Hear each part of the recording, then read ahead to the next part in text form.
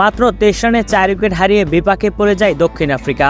সেইখান থেকে দলকে টেনে তুলে ডেভিড মিলার এবং হেনরিক ক্লাসেন লম্বা পার্টনারশিপ গড়ে ফেলে তারা দুজন। 17 ওভার শেষে দলীয় রান 100 পূর্ণ করে ফেলে দক্ষিণ আফ্রিকা।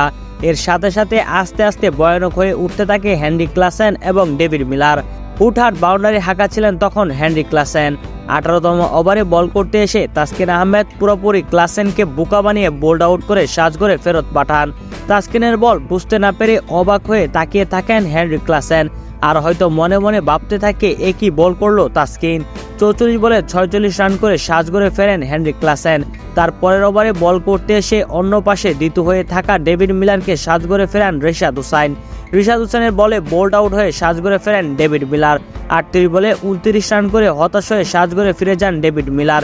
এই 2 উইকেট পতনের মাধ্যমে আবারও ম্যাচে আত্মবিশ্বাসের সহিত ফিরে আসলো বাংলাদেশ দল।